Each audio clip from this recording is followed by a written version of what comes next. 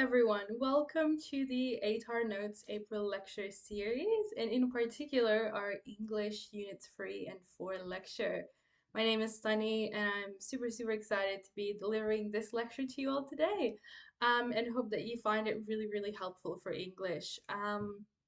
Just before we start off, just wanted to mention a quick little bit about ATAR Notes. We obviously provide a lot of free resources for students like you just to help you really excel in your studies and maximize your potential during year 12.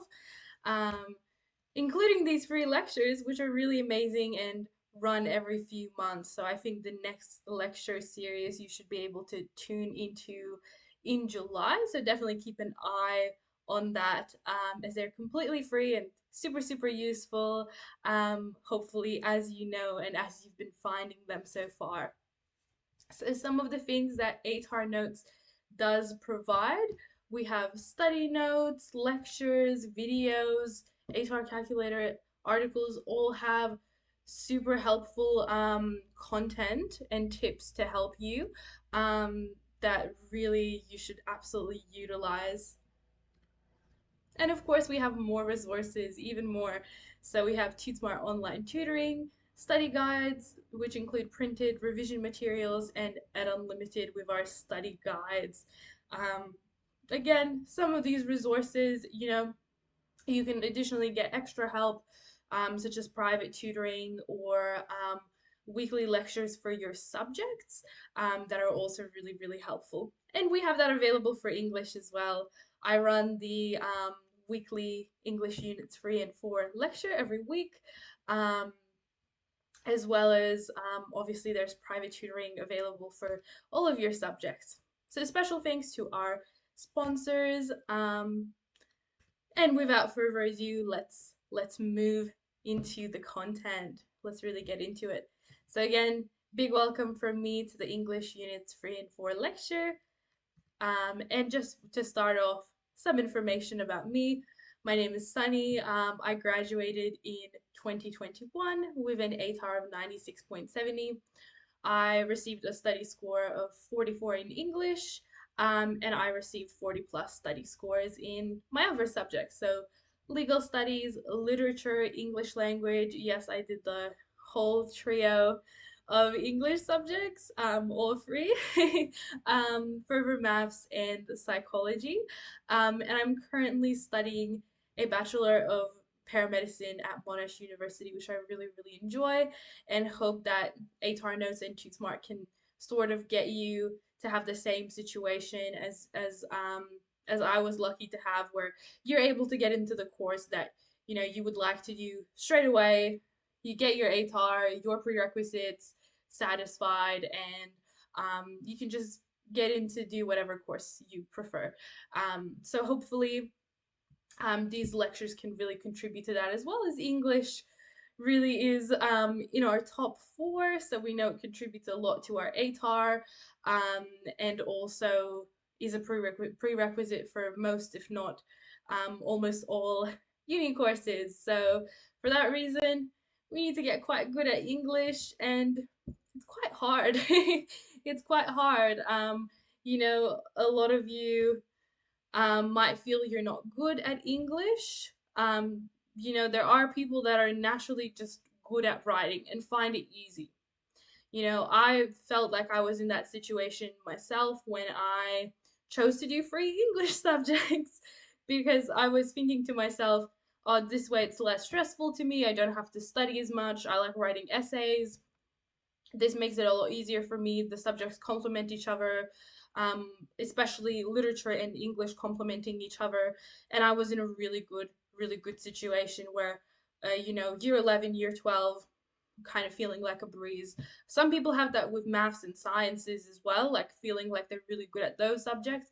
But it's good if you're not. It's really good. But if you're not naturally a good writer and you find it difficult to write good essays, use good words, structure everything, make everything really smooth and nice, and um, have big ideas about texts, don't think that you can't get there to whatever study score you're aiming for. Whether you're just aiming for a plain 30 study score, just to as a prerequisite for a course that you want to do, or you're aiming for a 35 or 40 because you need, that higher ATAR to get into your course, and English contributes a bit, you can get there. We are still so early on in the year. There are so many things from this lecture you can take on to, really improve. Um, and again, hopefully you will find it really helpful. I have a lot of English students, so I feel like I'm definitely good at explaining how to help, and hopefully you get that impression as well that I'm good at that. So, absolutely, the first step is motivation and, self confidence. I can make this work. I know what my issues are. I might need to put in a lot of work, but this is what I'm going to do. This is how I'm going to address this. It's possible for all of you guys. I really, really promise. If at any time during the session, you have any questions at all, don't hesitate to ask. Put them in the Q&A chat as soon as you come up with any questions, because we don't have Q&A breaks in these lectures. You're simply going to get live responses um, to your questions. So as soon as anything comes up, feel free to ask. But this is how today will run. So first off, and it's not in this mentioned in this block structure, we'll just quickly run through the exam criteria for sections A to C of your exam. And that includes also going into little tips and tricks and processes we can apply that will help us across all of our essay sections. Super valuable content. And then we'll look at text response, comparatives, and analyzing argument. So all of your exam tasks. And all of the key skills involved, how to structure all of them, how to write with examples, so you can really wrap your head around it and put it into practice. And lastly, tune in for that part. We're running through tips. What to do for English? It's a pretty, it is a pretty vague subject. You just think, oh, I should write essays, I should practice essays. There's so much more you can do than that.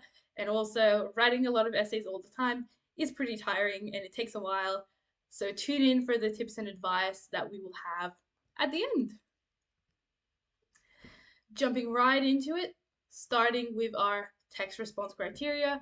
We know this is section A from the exam, and I didn't create this, just thought of these random criteria. This is all from Vika. This is what you will be marked on. So first of all, your knowledge and understanding of the text. It's going to be really evident if you've read the text, of course, but also if you've closely studied it.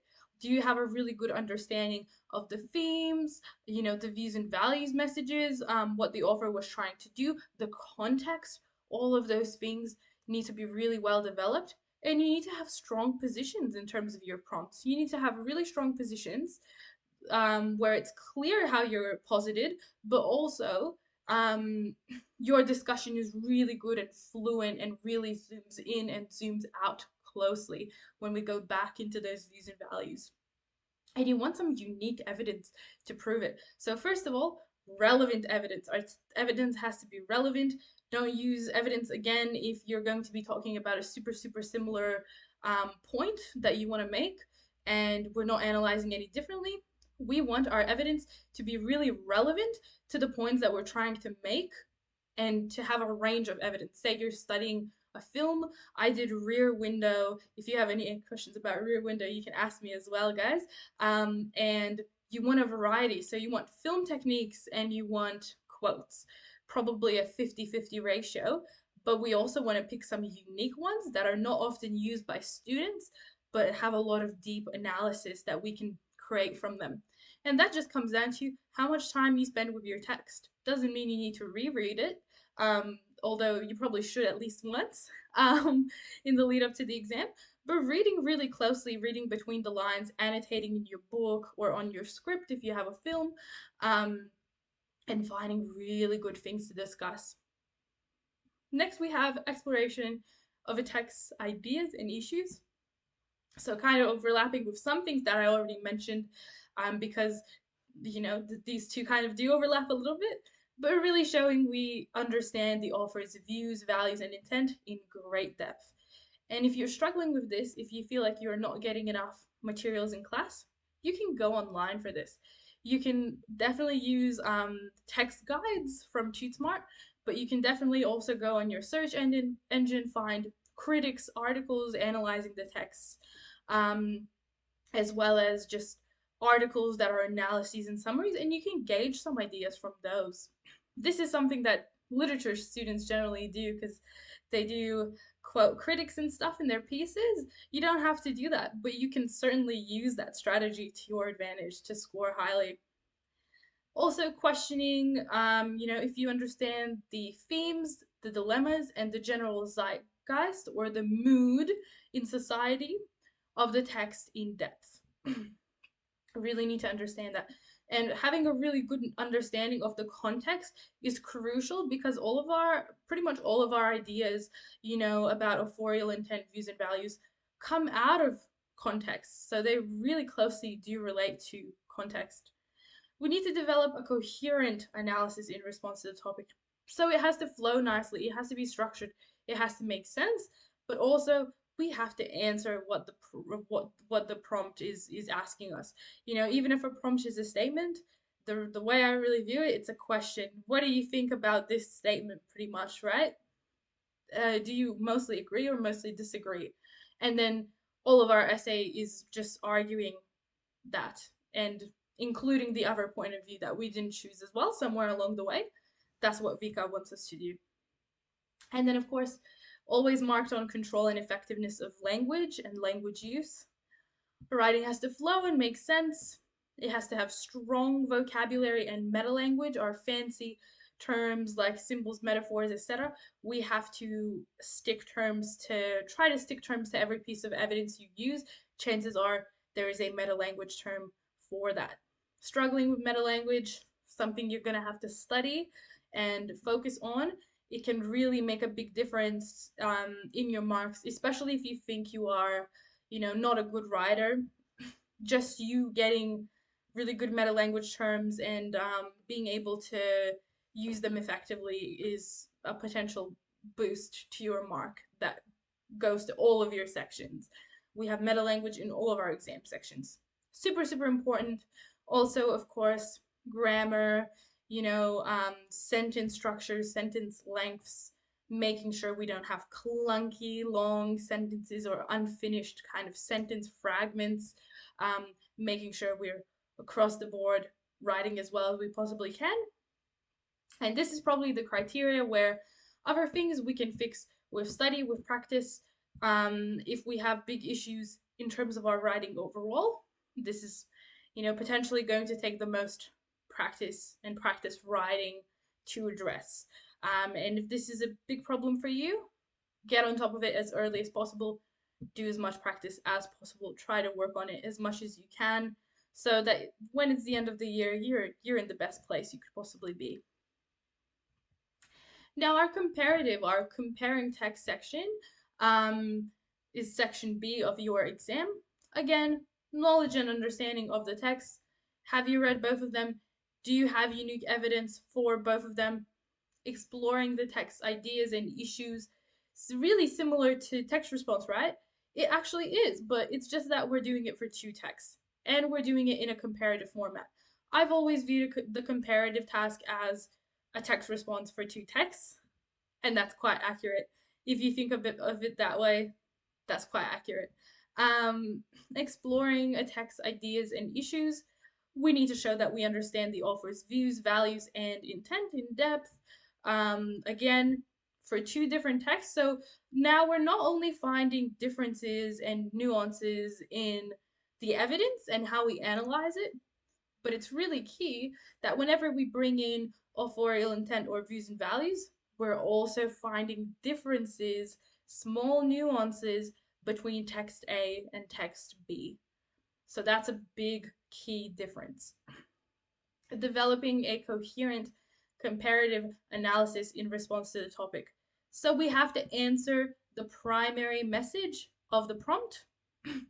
Again, we have a prompt and we have to be able to make complex comparisons across the two texts. How to make them complex? Instead of looking for huge, obvious differences, focusing on the nuances, focusing on things like the little small differences in message. between the two texts and analyzing and giving evidence for that rather than focusing on the obvious. That's how you make a complex comparison. It's not that hard to make it complex in a comparative response. I reckon it's harder to make it complex in a text response where you're working with one text, and that puts pressure on you to have really, really unique ideas. Whereas in a comparative, it's easier to get ideas just from knowing two texts really well. What are the small differences? So they both have their pros and cons. Obviously, comparative is quite a long task. Let's be honest. You know, you're comparing two texts automatically. It's much harder to plan for. It's much harder to structure. You need to have a higher word count. It's hard not to make it clunky and make it flow nicely. It's a difficult area of study, and it's okay to admit that, guys.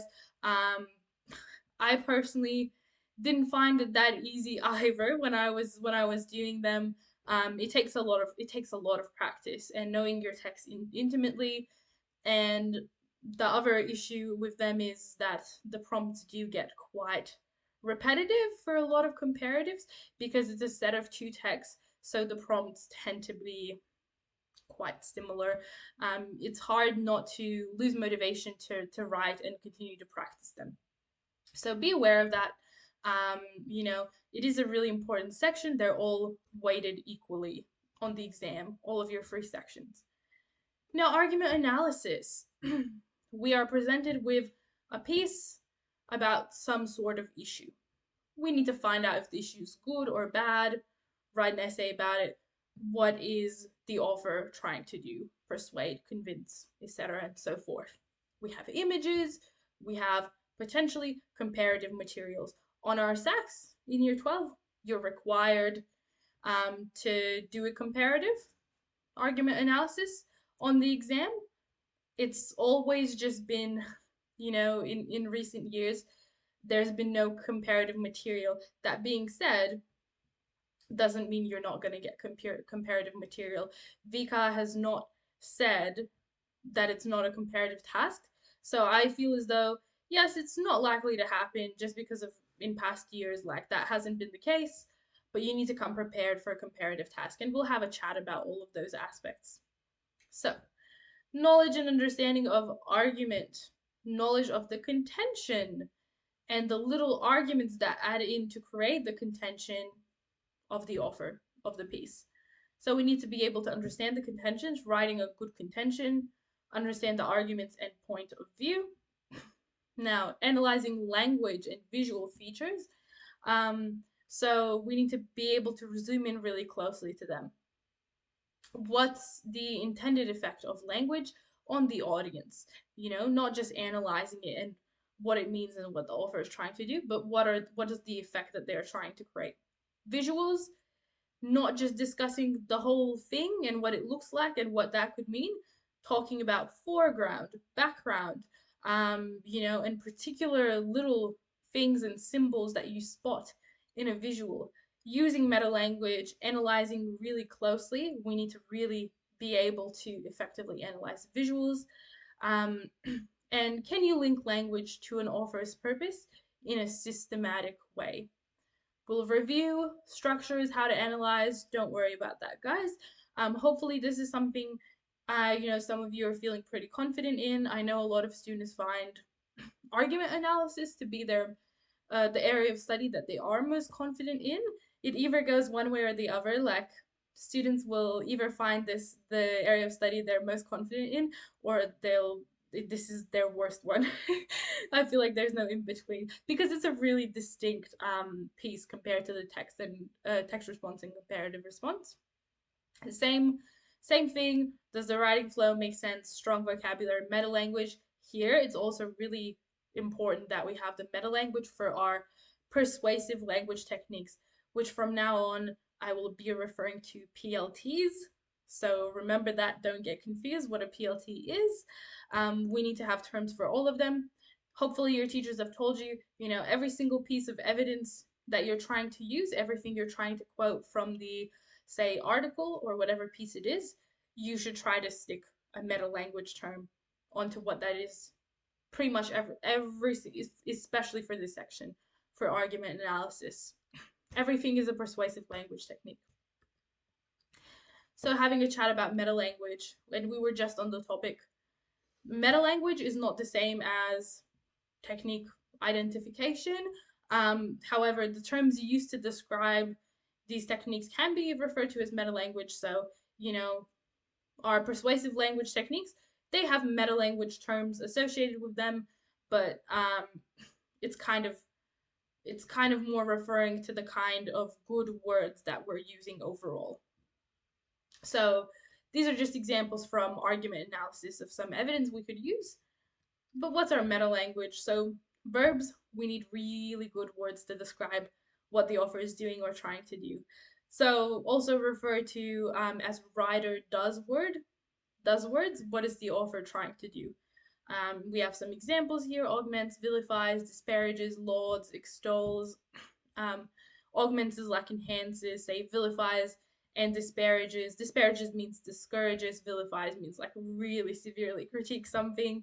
Um, so hopefully these terms making sense. Adverbs, we need really good words to describe tone. These are our adjectives. For example, emphatically, bitterly, sarcastically, optimistically, etc., so on and so forth.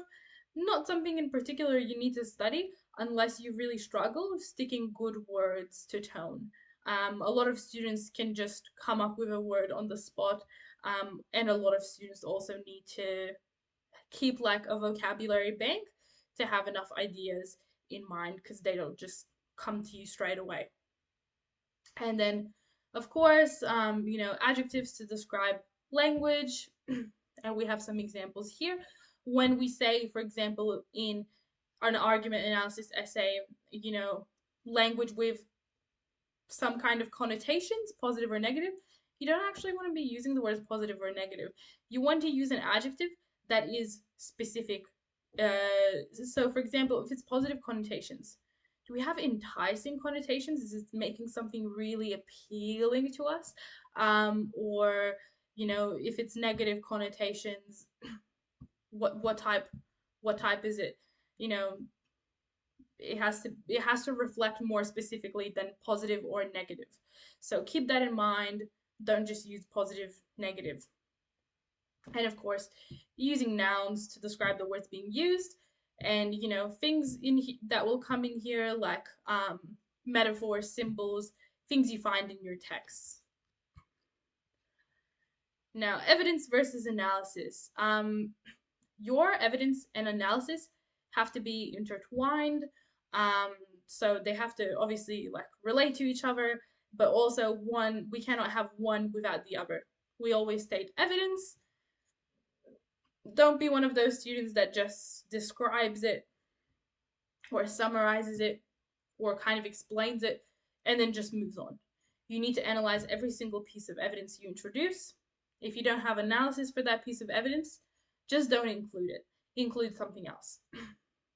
But also, we cannot discuss without quotes. So always having quotes when we're trying to analyze anything, you must have evidence and you must have analysis side by side every single time. That's why you follow that teal structured topic sentence: evidence, explanation and analysis, evidence, explanation and analysis, views and values here and there, just sticking it in every once in a while, a couple times per body paragraph until we get to the end. So being really mindful of that. Avoid summarizing or describing the events. Try to never do that. There are some instances where it's necessary. Say we're working with a film for our text response. Every single time that we introduce some evidence from the film, a filmic technique, we do need to just really quickly describe what scene or context is this evidence coming from. However, with quotes, oftentimes there's no need for almost any description. But the real problem is when students confuse analysis with a summary or explanation of what's happening. It doesn't matter what's happening. What matters is why is it important. So we can avoid summarizing by using nominalization. This is another meta language term. but this is simply a process that will make sure that we analyze. So what we do with nominalization, we turn verbs into nouns. So therefore the text isn't describing actions anymore, but it's focused on the object or the concept or the effect in this case. So we see an example here. Let's compare. The playwright depicts Bob walking down the street through the movement of his feet, one in front of the other. This is, you guessed it, summarizing. So we're not analyzing here, not good. This is just evidence without any explanation to why it's relevant. Um, but let's compare this to where we've nominalized, we've turned the verb into a noun. The playwright's depiction of Bob walking down the street through the movement of his feet, one in front of the other, implies that, and we follow on with our analysis. So you can see how this process of nominalization makes it really easy to always be reminded, I have to analyze. I always have to analyze. Absolutely put that into practice. It's good for having nice, smooth writing and analysis sentences anyway. If anything, even if this isn't a problem for you, you should still think about it and try to use it.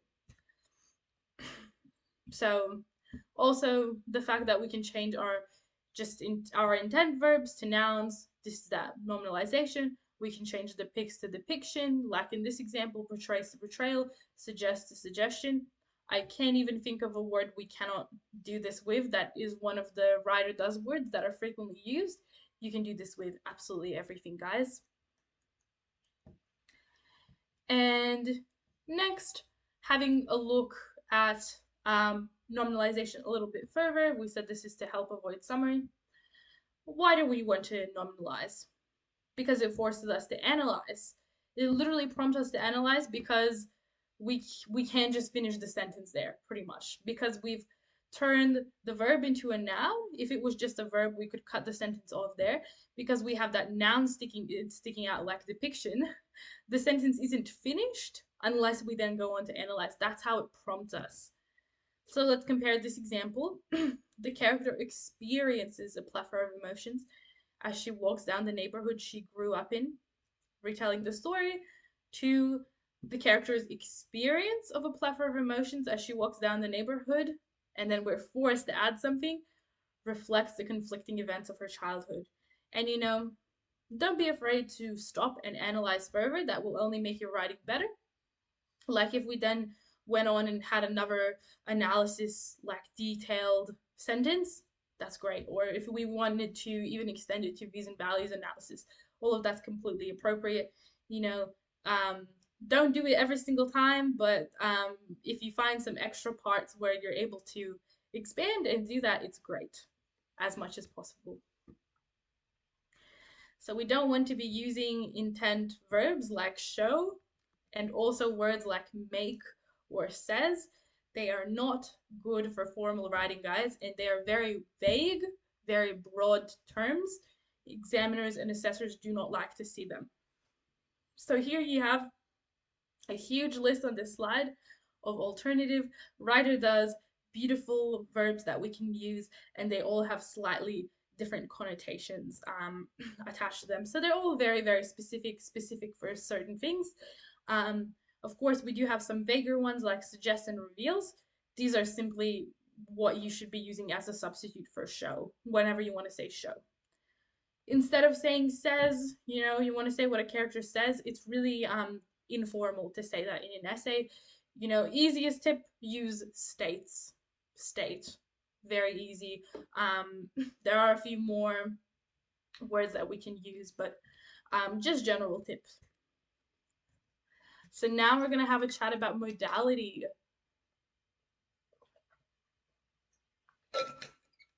Modality and modal verbs. So modal verbs are simply types of verbs that indicate the degree of obligation or certainty.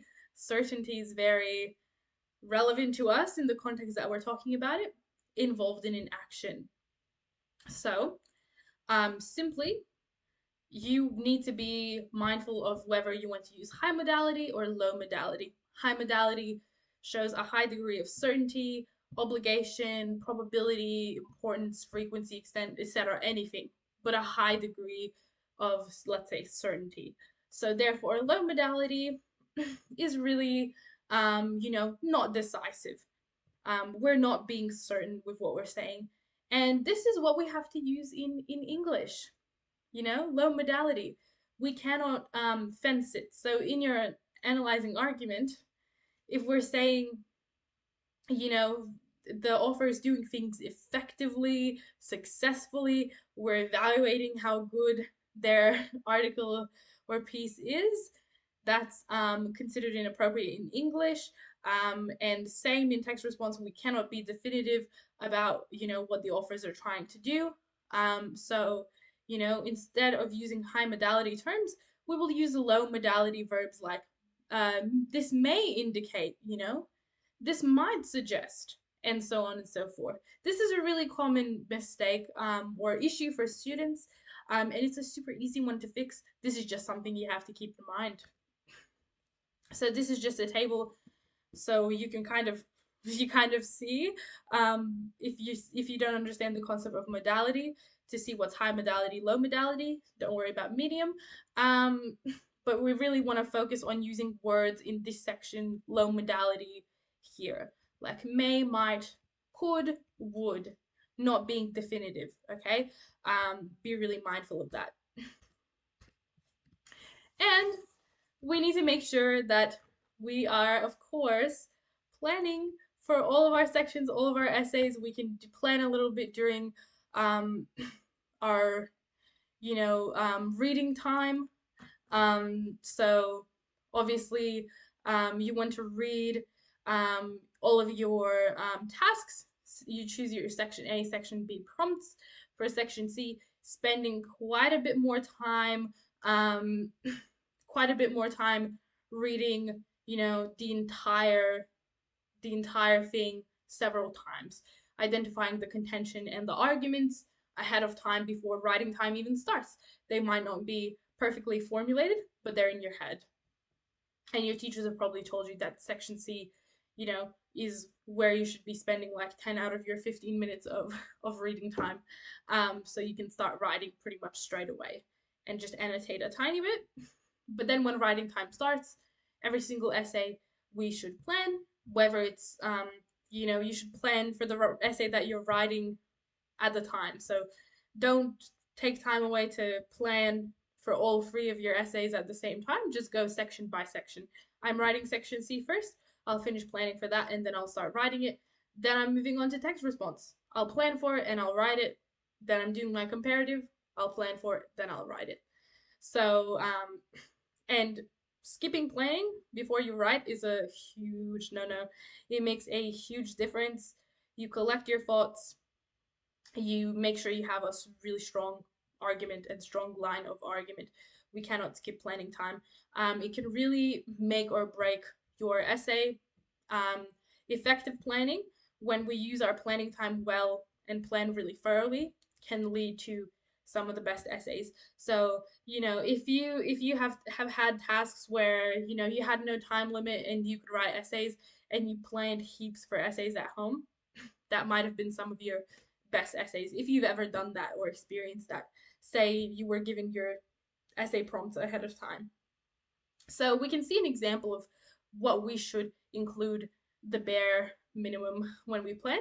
Having our contention written out, our body paragraph arguments or topic sentences, as well as, this is optional, writing out quotes that we want to use and evidence that we want to use. If it's in your head, that's fine. If that works for you, don't write out the quotes. But if you come up, for example, with some really useful quotes that you want to incorporate and analyze, make sure you don't forget, just jot it down somewhere. Not even the whole thing, maybe something just to prompt you. And, once you get good at this and really fluent at this will take you like 5 minutes. Like on the exam, should take you like 5 minutes planning for an essay. Of course, here we have very detailed and amazing topic sentences and contentions. The way that I did it is I jotted down the ideas for my topic sentences, but not like fully formulated. not with the elevated language, not with the additional level of detail. And I found that that worked for me, and I would just expand upon it as I was writing and make it better. It really depends on what you find most useful for you. But why do we need to have our contention and our arguments all ready? Because the body paragraph arguments as well as the contention have to relate to each other. So our contention, the ideas of our contention, all of our arguments must be based on our contention and related to our contention.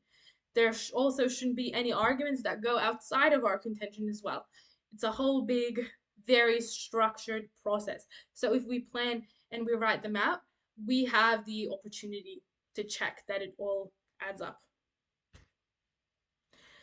Now, jumping into text response, our first section that we're going to be having a look at, guys. Um, so our text response is an analytical based on a set text. Analytical essay, some students not feeling too confident or familiar with the term text response. um, so, if you want to call it analytical text response, it's the same thing. How it looks on your exam, there's 2 prompts for every single text. Usually the types of prompts are different as well, so it's actually quite a range of choice. They'll be quite distinct from each other, and you just have to choose one of them and write an essay on one of them.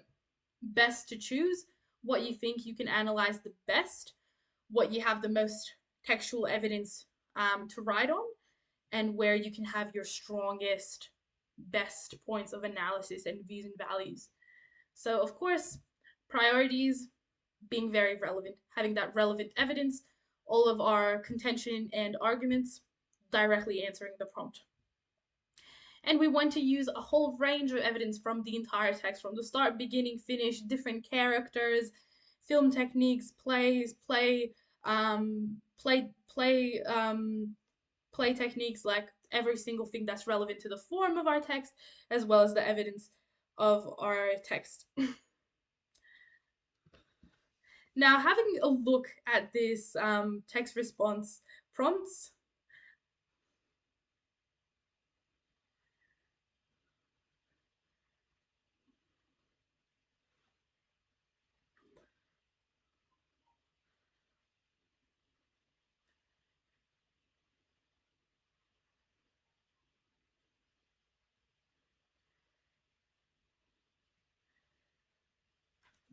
sorry guys, I had a very, very important message to reply to do with work. So, text response prompts, we will have 4 types of prompts. They're either going to always be character based, views and values, thematic, or structural prompts. Character based prompts will be very easy to identify because they will either have the characters' names, several characters or one character, or they will say the characters. So we might have obviously all of what I've listed is also written out there. Views and values prompts tend to begin with either the author or the audience, but they will relate to suggesting some kind of moral of the story. And that's what you will have to agree or disagree with. These were always my favorite because you can write a very heavy analysis, views and values based essay. Obviously, that's helping to tick off all of that VCA criteria and really go in depth into a text. These are great prompts, guys. Also, but we have to expand on our understanding of the text if we want to get good at writing these. Now, thematic, most common type, they will address themes and key concerns within the text. Obviously, themes, what does a theme look like? It's usually, something like connections, relationships, ambition, greed, often tends to be one word. These are our themes. Oftentimes, it's either one theme or 2 themes, kind of either the prompt suggesting that they're similar or very distinct, and that's how you can spot them. If there's more than one theme, Being mindful, we have to address all of the themes that are in the prompt. We cannot leave any of the words unaddressed. Structural prompts tend to start with how. How do, some kind of structural features, film devices, etc., create some kind of effect? So they can focus on specific devices or elements, or they could be very vague and can just ask how the author is creating meaning as a whole. But these structural prompts, some students might find a bit difficult. We need to focus on our meta language terms here and literal structural features. So picking out particular evidence that relates to these structural features and using that. So we might have a paragraph on language creating, a certain effect. Then we might have a paragraph on something else like um, the form and the form features, the genre features. So say a play or a film or poetry have different features contributing to some sort of effect, and you can see how it gets a little bit more complicated. Theme ones and views and values ones generally quite fun to write on. Generally, students find a bit easier. So if you would like to focus on that, it's great. Problems with character-based prompts. People put characters in, students put characters in their topic sentences. You're not supposed to do that. Or writing body paragraphs based on characters. Also, don't do that.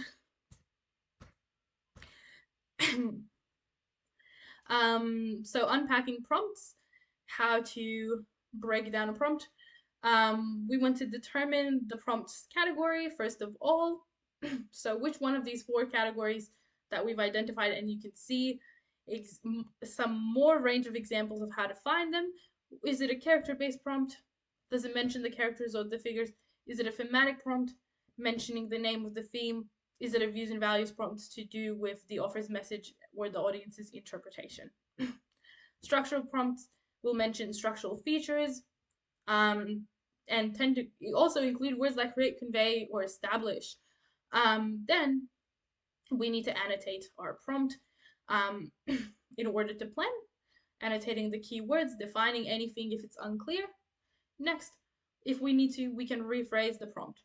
To make it clearer for ourselves, we can shorten it down as long as we're not excluding any key terms. We can restate the statement into a question to make us question it, or a question into a statement. This is an optional step. Then we might look at the core and complications. The core is essentially what is the prompt suggesting as a whole? What is the prompt's main idea? Implications, what other potential avenues of discussion do I get from that? What questions can I ask and answer, then basing body paragraphs on? And we have to question it. So that's our planning time. If you guys have any questions about that, pop your questions in the chat. But we're gonna move on to have a chat about essay structure. So obviously, there are different ways we can. English is quite rigid, but there are still different ways we can structure our essays. So here's a couple structures we can do for our body paragraphs. So say our first topic sentence in paragraph 1, we want them to build on each other. So we need for them to get a bit more complicated and go into our most complex idea, which is hopefully our third topic sentence in our third body paragraph. So in the first body paragraph, we could define the keywords in the prompt and provide examples for them from the text. So say our prompt is about ambition. We talk about how ambition is shown throughout our text using textual evidence. What are characters' different experiences with ambitions? What are the different outcomes? What happens with ambition in general, as an example. Then we might explore the causes for the prompt statement and how these are seen in the text. So it's not just going to say ambition, it's going to say something like ambition is a destructive force, for example. So we might talk about how it is a destructive force. We've established that ambition is prevalent throughout the text in paragraph 1. In paragraph 2, we're going to talk about how, it destroys characters. Now, in paragraph 3, we might discuss the consequences of what the prompt suggests and the significance of these. So what comes from that? What happens to these characters? Why is that important? Views and values discussion. Um, what are some other consequences that we see? Is it always a destructive force? Does it do anything else? What are all those links? Give evidence for everything. Also remembering, because we need to show the other point of view, the other perspective. If we just agreed with the prompt and we discussed how an ambition was a destructive force, in our body paragraph 3, we really need to bring in ideas about how it's not a destructive force and it's something else, or there is another key theme that is the main cause for negative events happening.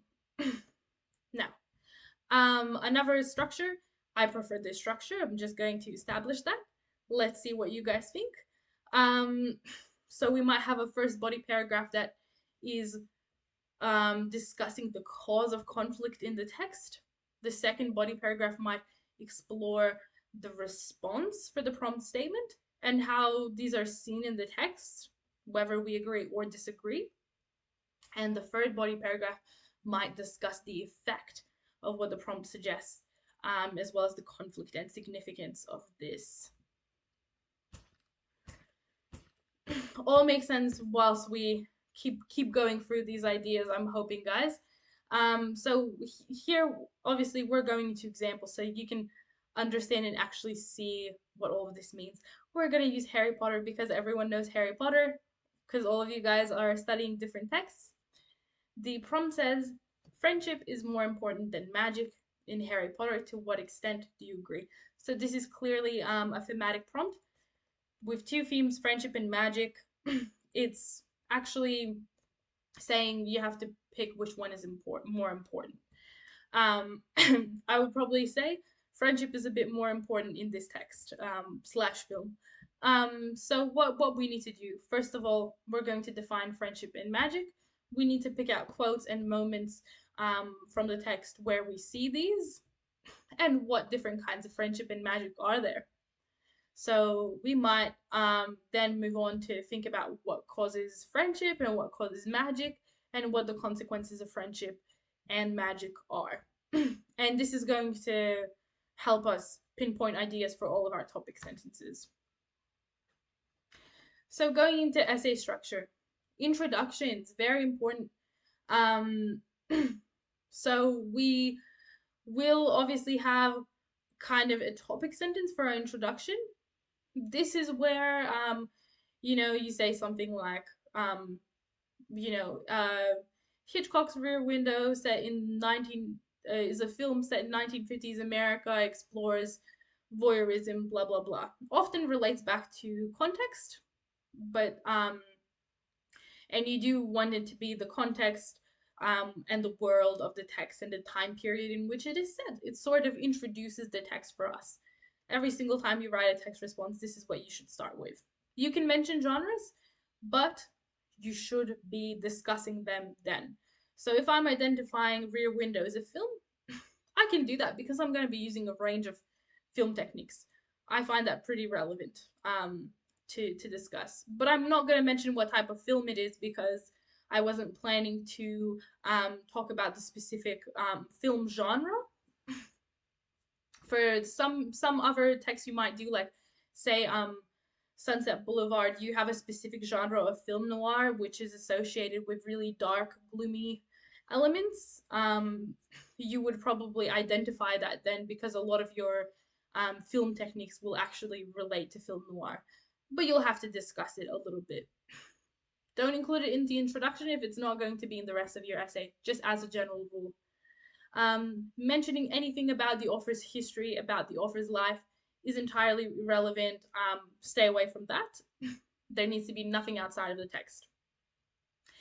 But like we said, we want some contextual information. So, for example, Mary Shelley challenges the bounds of reverie in her novel Frankenstein, as she describes Frankenstein, the book, as a hideous progeny in the text preface, signaling the significance of creation in the novel. So usually, these context sentences start off pretty general. They like to introduce the period, the context. That's an okay structure to follow, but you should make sure that the rest of that contextual information is relevant to the prompt. So In this case, it appears that the prompt had something to do with creation and how creation is important, and we can clearly tell that that's been incorporated in our context sentence. Be aware of sentences that are way, way, way too general. Wrap your prompt somewhere in there and give contextual information that's got something to do with your prompt. Um, then we'll have 2 to 3 signpost sentences. This is going to be our contention, our overall interpretation, our overall response to the prompt. And it's also going to have the summary of our topic sentences or arguments, stated in different words, of course, and much shorter, briefer, hopefully, just the main ideas. So obviously, going back to planning, if we didn't plan, you know, how would we write this? So always plan. Um, or you'll end up with poorly developed contentions. And for summary of topic sentences, if you haven't planned, I'm not even sure how that would necessarily work, because they still have to be the same ideas you will use as your arguments in your body paragraphs. And then we have what's called a linking sentence. Usually it's just a sentence that wraps things up really nicely, but here it's best to use a views and values connection. For example, in this way, Shelley suggests that, and some kind of views and values statement. For example, um, Shelley suggests that, the bond between um, the creator and the creature is something about that statement, like it's toxic, or reject Franken's the monster is rejected because of its unfamiliarity to an actual human, living human, rejection, etc. We tie in some kind of overarching views and values statement that relates to that contention in those topic sentences. It doesn't have to be super complex because we have the rest of our essay to make it complex elsewhere. So, looking into our essay structure further, what do we have in our body paragraphs? So topic sentences, we don't mention characters here. It's just your argument, and it has to relate to your introduction. It has to answer the prompt we want them to develop. Remembering that, and what we'll have in our body paragraphs are what we call sub arguments. Sub arguments are where you've attached some evidence and where you've analyzed that evidence. All of those are your sub arguments, your accompanying evidence and analysis, and the different ideas that they refer to. So aiming for at least, say, three mini sub arguments, or 2 bigger sub arguments in every single body paragraph that relate to our argument. And then, as always, we want our linking sentence to be views and values. It has to link back into our argument, though, into our topic sentence. It has to relate. Everything has to relate. And also with this views and values statement, it would be really good if you could include it elsewhere in your essay. So say after your um, first first couple of pieces of evidence, you see a good spot where you can make another views and values statement. Try and include them at least a couple of times. We want that analysis to be deep, both zooming in and zooming out. Don't mention characters in the last half of your views and values statements. So let's look at an example. Therefore, Hitchcock ultimately suggests that women are restricted by the social um, roles of the time in his presentation of women who die when they don't conform. So we're mentioning characters. So this is a poor sentence. Don't do that. And it also had a spelling mistake, so it's even worse. But definitely not mentioning any characters, because they're simply the constructs of the author, and that's an idea we will discuss as well. Looking at another example, the warmth and compassion of women is reflected in the creature, as Shelley suggests that when unsullied, not ruined by men, humans are intrinsically compassionate and altruistic, the best qualities of mankind. Or in this way, the creature's treatment highlights society's ignorance and immorality in favoring appearance over compassion. These are just supposed to be broad, huge statements wrapping up our argument and our evidence, um, and trying to show what the author tries to, what's their message to do with society, and values overall.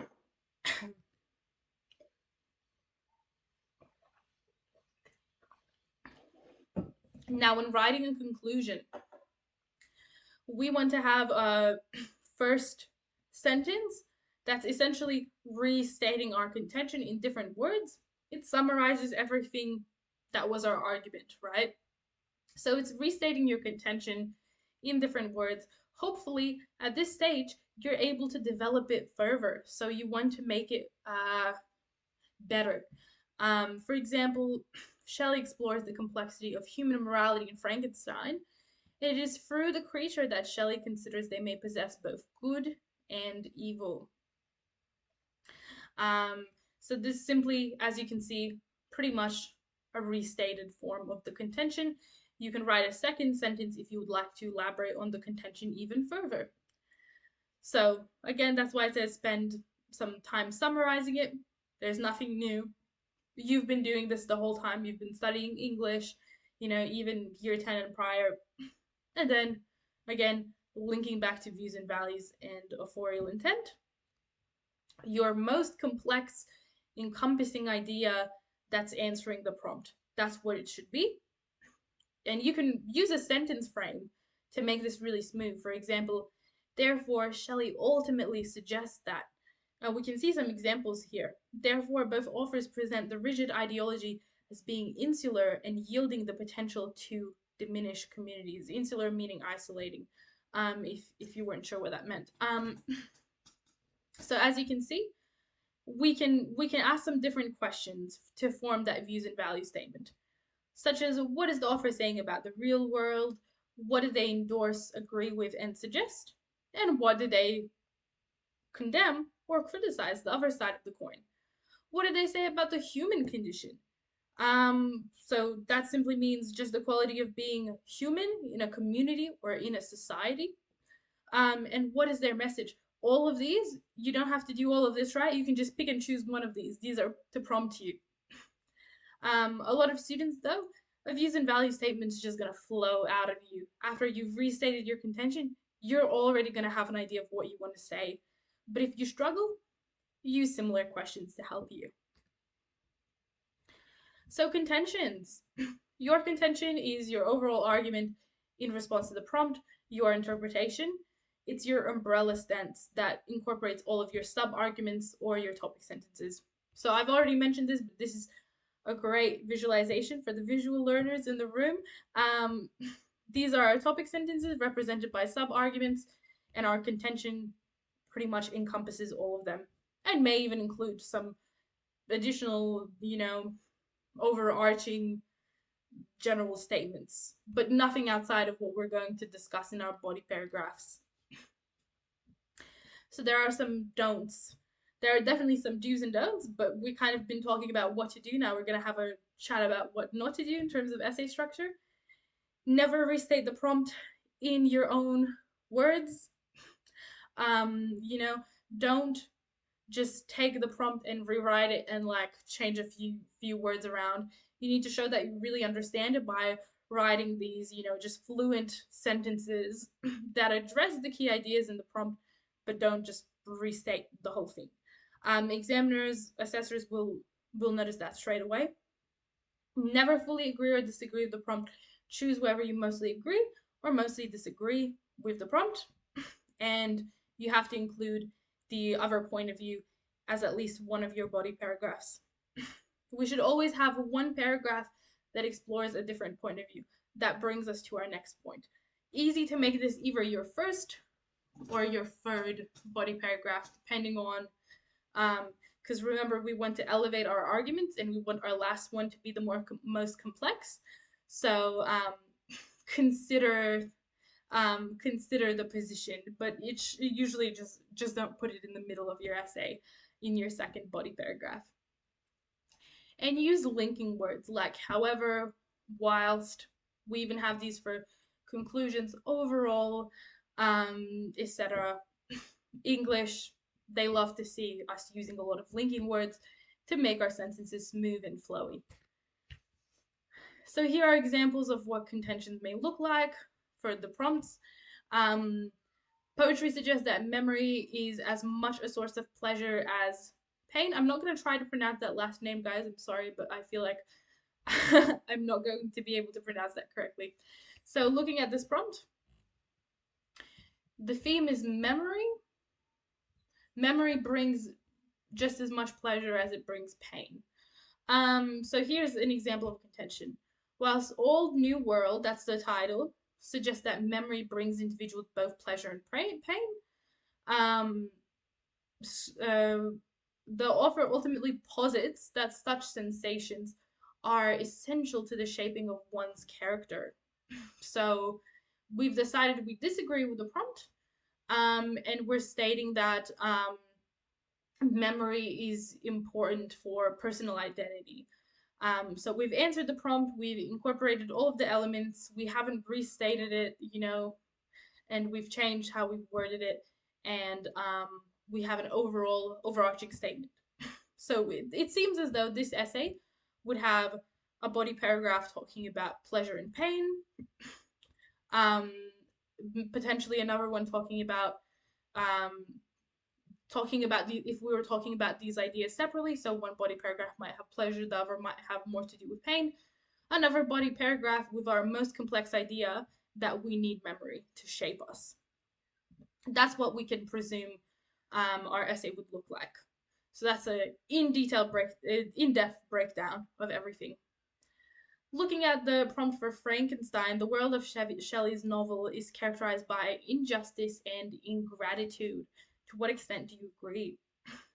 Whilst Shelley portrays a society plagued by prejudice and thus injustice, she also ruminates on the value of pure pursuits such as poetic justice and thankfulness within individuals detached from society. We've decided that we disagree with the prompt. Um, our contention is indicating that we will still spend a body paragraph discussing the injustices and ingratitudes present in Shelley's novel as part of us agreeing with the prompt, so the other point of view. And then we're going to talk about pure pursuits and detachment from society in the rest of our essay. So you can really see how contention worked, how it's going to break down into then topic sentences for our body paragraphs, and how it encompasses all of the essay. So we do really want it to be clear and concise, and it doesn't have to be complicated. We briefly state all of our overall ideas in 1 to 2 sentences, hopefully in one sentence is preferable. So, in terms of essay structure, we need to talk about topic sentences and concluding sentences, that they need to start and end in different places. But obviously, our concluding sentence should relate to our argument. That's why I've used such a funny font, just to show you how it starts and ends in different places, and it's all a windy road. So topic sentences pretty much state this is a key idea. Concluding sentences, this is what the author says about the key idea. So where we start with our argument, we state our key idea for our entire body paragraph. Somewhere, in the middle, in the body of the paragraph, we're talking about how this idea is significant. And then at the end, it's ending in a different place because it's identifying what the author is saying about that key idea. So you can see how they're supposed to be related really clearly here, but also views and values message is quite different from an argument. So being really mindful of that.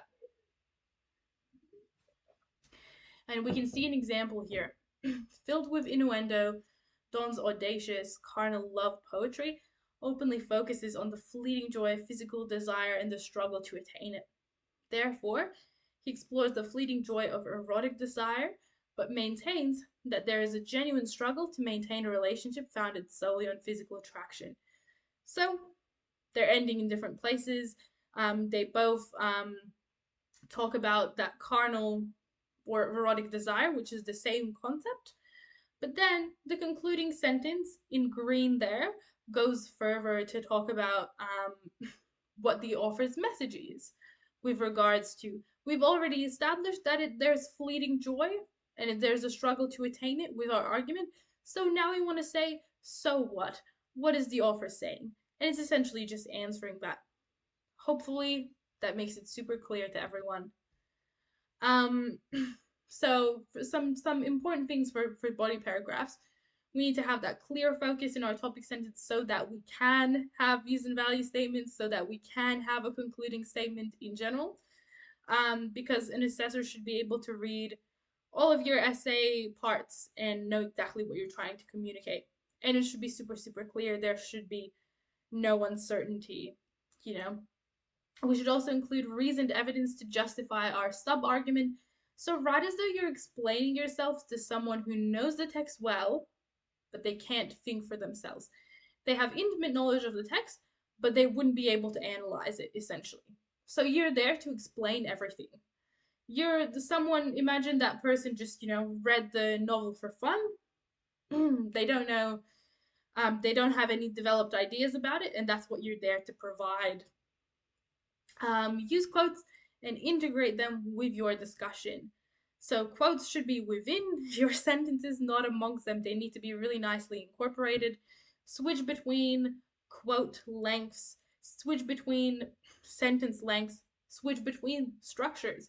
You can do a structure where to keep it less repetitive and to integrate your quote seamlessly, you might start analyzing evidence first before you incorporate it in the sentence. So you might go, author suggests blah, blah, blah, your analysis by, and then your quote, for example. Switch between various sentence structures, practice, see what works for you. And also, we need to comment on authorial choices, and this includes, our views and values and things like that as well. Because everything is intended to be a deliberate choice that the author has made. We know that's not really the case, but we have to think like this because we're English students to improve our analysis. For conclusions, we really need to be consolidating our arguments rather than summarizing them. That's why I said this is where we should have more complex ideas so we can expand on our restated contention and elevate these ideas just that little bit further. That's that consolidation. So we need to always try to comment on the author's overarching intention and message and link to the text as a whole and to broader societal concerns. Here, also avoid as much as possible rewording any topic sentences or bringing up new evidence.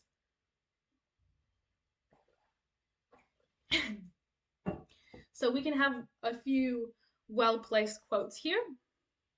Quotes that are just for stylistic effect and not intended to be explained or analyzed or requiring any explanation at all.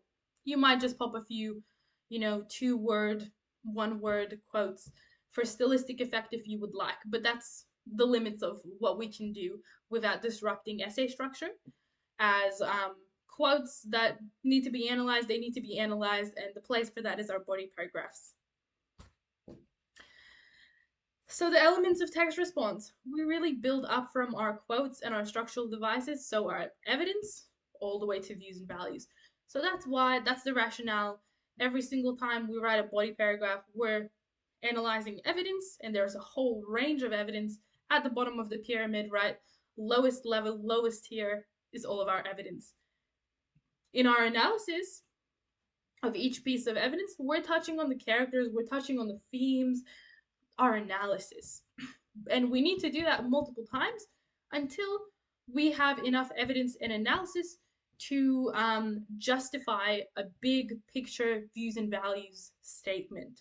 So this is why envision it as a pyramid if this helps you think about it really clearly. So for example, with views and values, how we could analyze, we might have a structural feature such as a metaphor. This is our evidence. Of course, we will also quote it. Then we want to analyze. We're going to discuss what the metaphor represents, pretty much. Plain and simple. And then we want to move into an authorial intent statement to do with our views and values. This is where we're kind of going to ask ourselves and answer this in our writing. What is the author's message in utilizing that metaphor to represent that idea? For example, with Rear Window, our structural feature could be physical and symbolic boundaries. Because when characters leave their apartments and enter public spaces, they're confronted with danger. We might analyze to say that this creates unease when characters cross physical boundaries.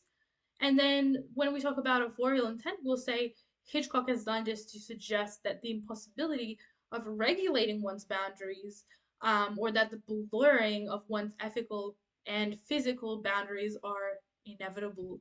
We do not have the ability to, sort of control our environment like that because we live in a community. Boundaries are limited. Relating back to voyeurism and observation of other people, it is quite a dangerous world. So we're creating that sense of unease to show we have limited control over our lives. Blurring of boundaries is inevitable. Characters and themes. Like I mentioned, characters are constructs. They are the product of the author created to comment on themes. They're not real. So we can't have characters listed in our arguments, in our contentions. Cannot have character-based body paragraphs where we use evidence for one character. Everything should center around themes, views and values, and concepts, never around character. And also, important that we write correctly about them, we write appropriately about them. For example, we can't write the character cries, but rather we would write the author depicts or presents or illustrates or portrays and so on and so forth the character as crying to create a certain kind of effect.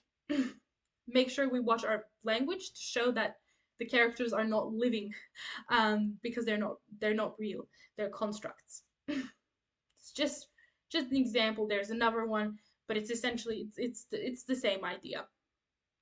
So use those writer does words when describing characters' actions to make sure that you are not describing what the character is doing, because they're constructed, they're not doing anything. It's all the author's imagination. For our now look through some elements of text response, super important. We've identified structural devices. These are all of our language features, all of our meta language terms, but we want them to be text specific. So, for example, for films, graphic novels, we have mise en scène, what's depicted in a scene, what can we see in a shot, costume, what are the characters wearing, lighting, dim or bright, shadows, etc., sound, diegetic and non-diegetic, diegetic sound, things that the characters themselves can hear, non-diegetic, things that the characters cannot hear, but the audience can. For example, soundtracks being played over scenes. Poetry, novels, obviously, we just have a range of literary devices, like metaphors, symbols, allusions, irony, oxymorons, those contradictions, imagery, foreshadowing, rhyme, enjambment, that's poetry only, those last couple. When we use the word imagery as well, we need an adjective that describes what kind of imagery it is. We cannot just leave that on its own as a standalone word, being very specific. And plays will have things like stage directions, chorus, props, lighting, sound, relevant to discuss. So, looking at structural devices, how do we analyze them? Step-by-step process. Find the structural device, the quote, and the term appropriate to use for it. So linking it to relevant quotes, and then analyzing it, we can ask ourselves, what is the author implying, suggesting, endorsing, critiquing, or similar?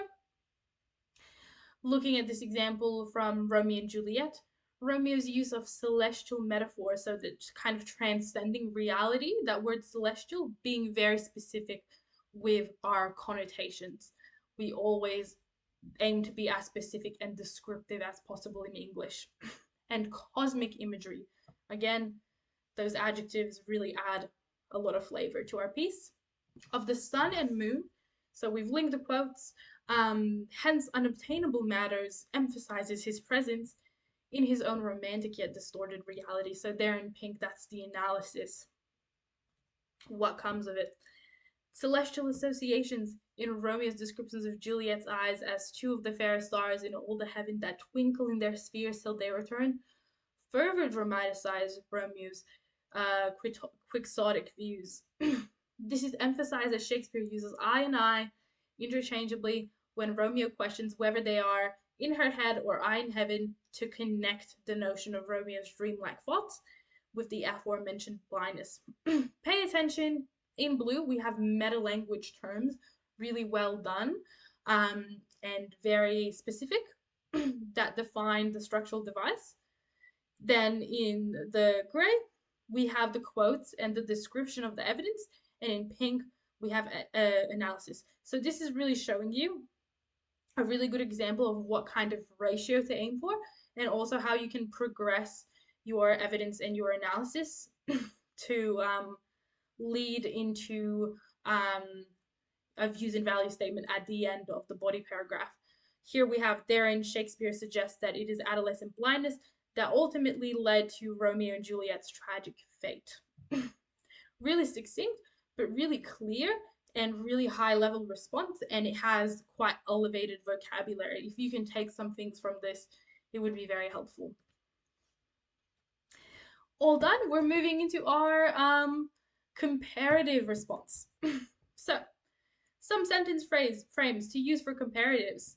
We can see here, they're all comparing the text, right? Whilst text A also features something, it presents a markedly different view of something else. For a difference.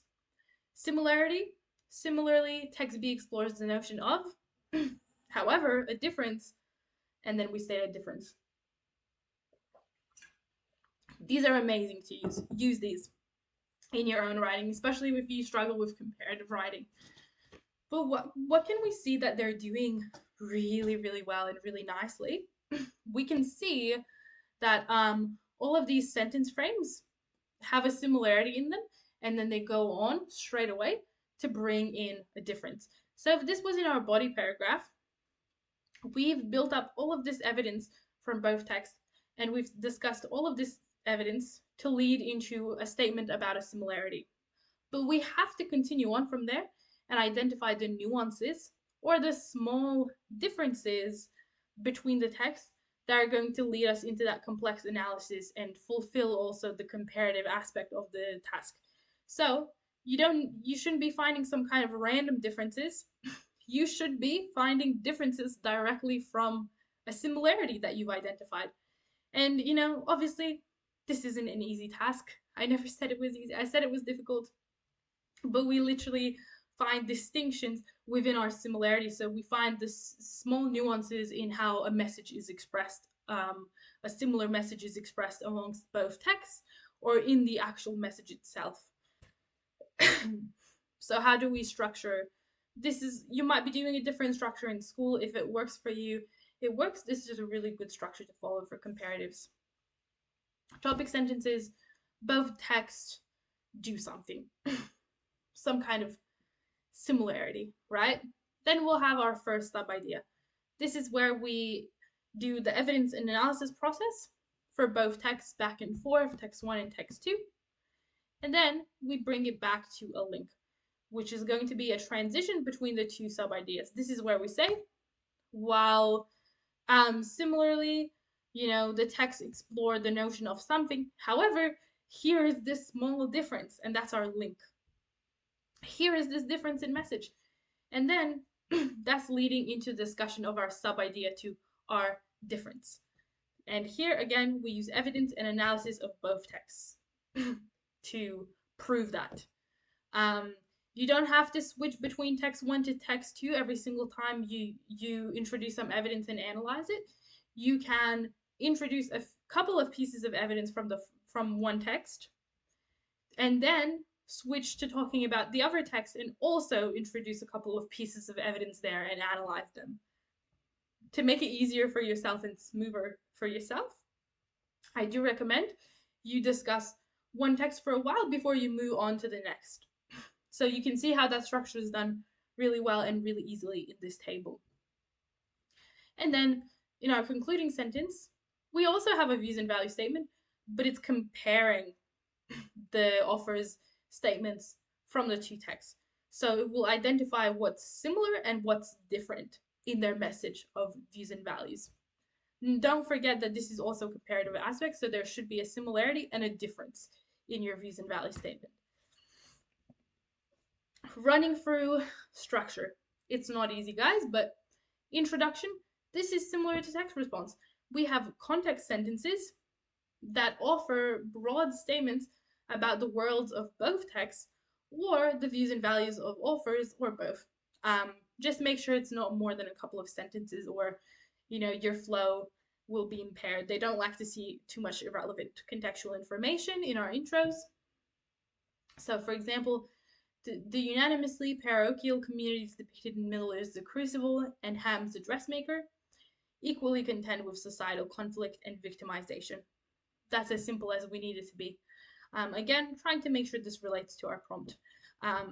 Here it appears that our prompt has to do with victimization and societal conflict or similar. Then we have the same thing, signposting ideas. Our contentions, answering the prompt for both our texts. And also with the differences highlighted in their message and how they answer the prompt. For example, despite such disarray, both Miller and Brooks explore the notion of love as complex and multifaceted in the face of mass paranoia. Notably, the distinction between love and lust is considered in the face of the mass paranoia, as marital relationships serve in contrast to those founded from desire. So, this is our contention. And the first sentence identified the similarities amongst both texts that answer the prompt, and then the second sentence moved into the differences.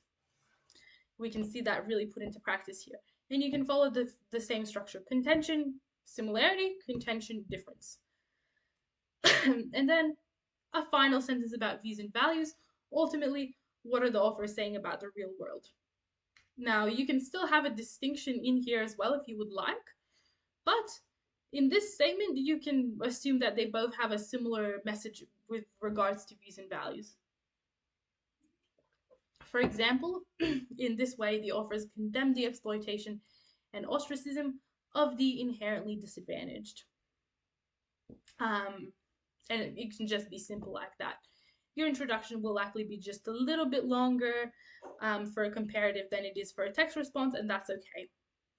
And here we have a sample introduction context sentence structure that you can use, a sentence frame for yourself if you'd like. Now, body paragraph structure, we looked at a little bit of a breakdown, I ran us through it, but we still need a topic sentence that is ideas based, no characters mentioned, and it addresses both texts. For example, Brooks and Miller offer differing depictions of conjugal married relationships, yet both are unanimous in that they are rendered with guilt. So we identify the difference without elaborating on it whatsoever. In the actual body paragraph, we will discuss how they are different, but we do identify the similarity, what is similar within the message. And then we go into our sub-arguments. So we use the crucible as an example, doing our what, how, why, evidence and analysis for a few pieces of evidence. When we're finished with the crucible, we're going to move into the dressmaker and do the same thing. Few pieces of evidence and analysis, couple is sufficient. Like 2 pieces of evidence is absolutely sufficient. And then we link them in, we say, therefore, here's the similarity between married relationships, but also there is this difference. And we identify what the difference is with that link. We lead into our second sub-argument, and this is where we discuss those distinctions in the message. And then eventually, we'll bring that back to views and values once we're finished. I really recommend using this structure, and it's absolutely fine if you start off with a similarity and then lead into a nuanced difference every single time you write a body paragraph. I personally use this structure myself during year 12, and I found it very easy, and I definitely found it to be the most concise. Comparatives take so long, guys. The word count, is much more significant for them to have a complete piece. And you want to be able to be as concise as possible while still satisfying the comparative requirements of the task. Then our conclusion, we'll have again a summary of the topic idea of the essay, so sort of a contention or overarching statement that we've restated and elaborated on. For example, in their depiction of communities grappling with the upheaval of social and political structures and the complexities of love are considered by both authors. Similarly, draw on the similarity first and then draw on the differences in your next 1 to 2 sentences, the main differences that you've identified. So that will be our quick summary. Then we'll link back into views and values, and we want to identify the differences, if there are any, in the views and values statements of the authors. So try again, everything is similarities and differences, guys. That's only the really thing that's different from text response. For example, Brooks and Miller ultimately present love that is unselfish and altruistic as prevailing despite the conflict. So, this is our similarity idea in our views and values message. But then, say we want to go into a difference, right?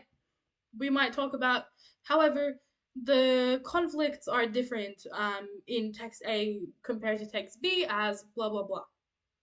So if you can identify differences even in the views and values link, that will boost your essay.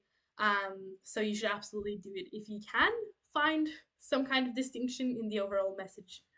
And again, same questions to ask ourselves as with text response. Hope you've been finding this very, very helpful, guys. We're moving into our analyzing argument now, our section C. I think at this time of the year, a lot of you guys are actually doing this area of study, so hopefully you find this super, super helpful. I recommend using this process of analysis model where we ask ourselves what, how, why. So what is going to be our evidence? The persuasive language technique and the appropriate term for it, as well as the quote that we've chosen. Then the how link will answer how does it position the audience, what is the effect, and then why is questioning why does it support the author's argument? Why does it support it? So looking at these in more detail. So our persuasive language technique is the what. The key question to answer here is what is the author doing?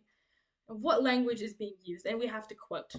So here are examples of a few sentences with the what incorporated in pink there, kind of a pinkish red as we can see. The author makes use of overtly negative language, so that's also the meta language for our PLT, such as terrible human being, short and concise, nice quote, to establish Chris Brown in an unfavorable light. So that last bit shows us what's been done with the language. The negative language is to make Chris Brown appear in an unfavorable light, make him look bad. By describing his actions as brawling with a crew, the author employs language reminiscent of gang violence and brutal street fights. Again, we've described the language and we've included the evidence. For this example, the author employs language that plays to the idea of naivety and youthfulness through describing Brown as a stupid 19-year-old kid. This is where we focus on our quote, the meta language for the PLT, and describing how it works, how the language or PLT works to create a certain effect. So say if it was an appeal to family values, we would be describing how does it appeal to family values. So through the language being used, through the argument, so on and so forth. Now how? We answer how the audience is positioned. So this is the intended effect, not the actual effect. What does that mean?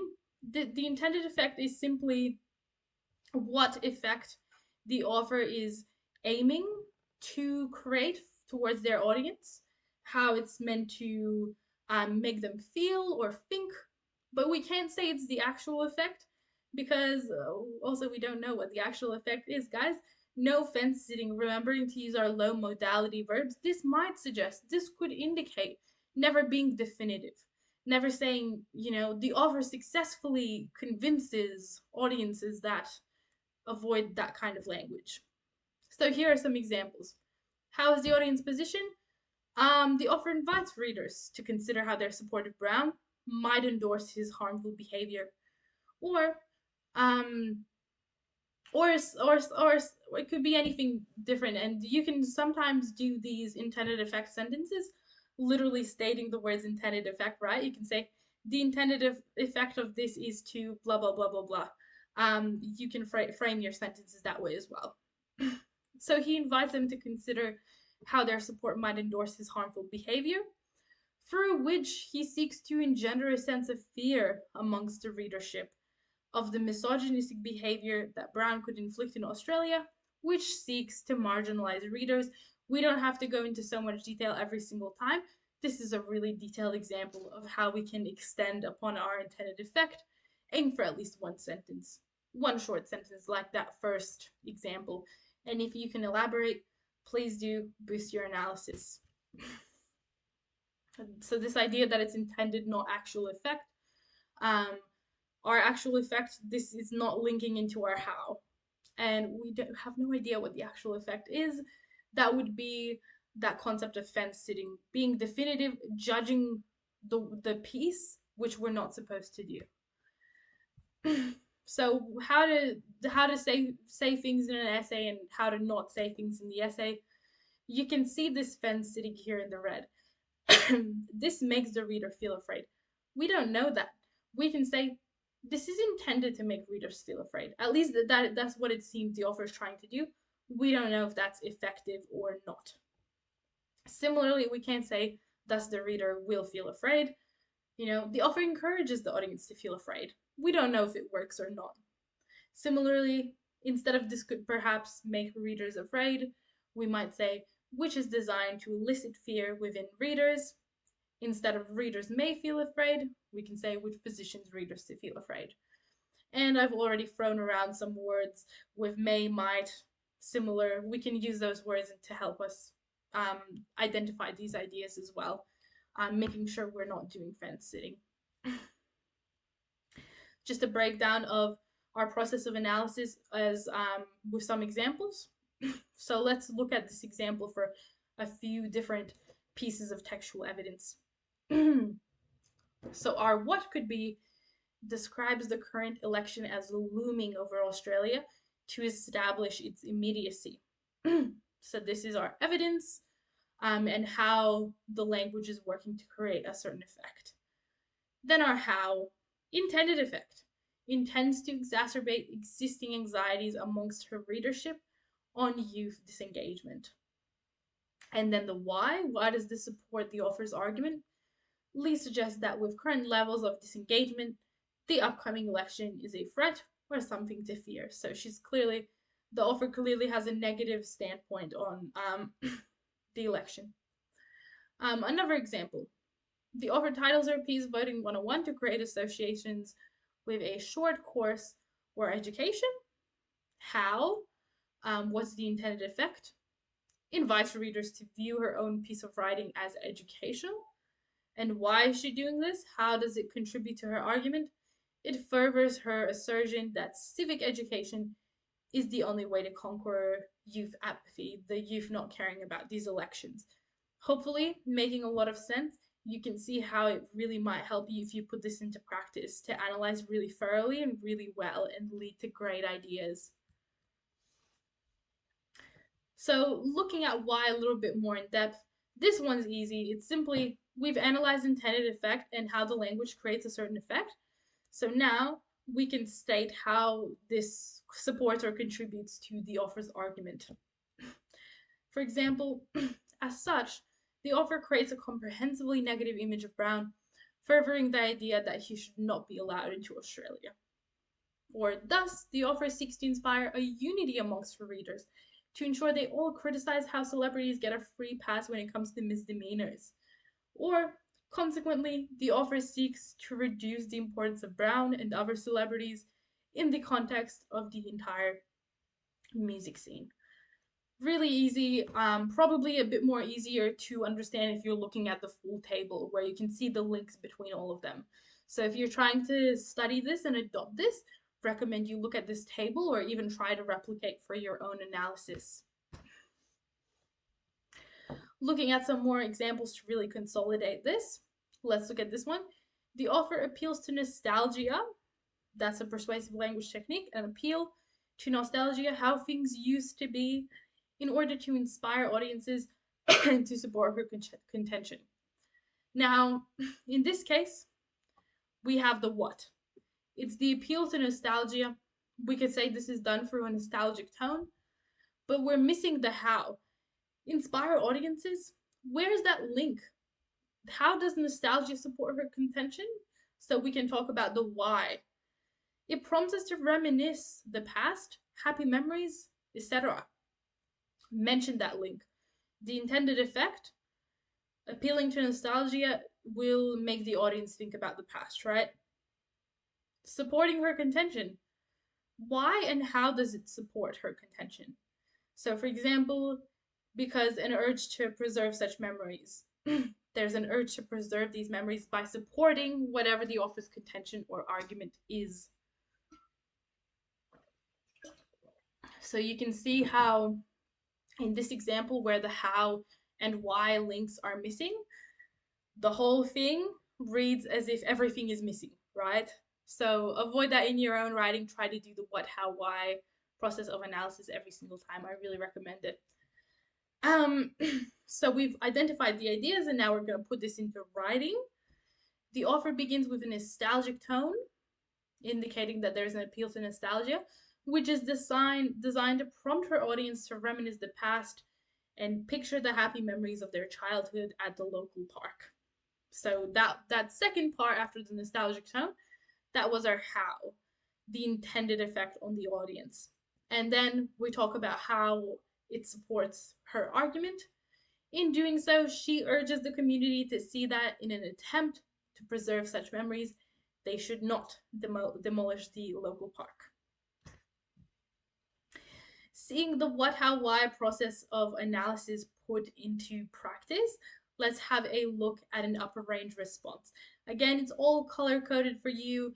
Red for the what, the evidence, green for the how or the intended effect, and blue for the why. How does it support the argument?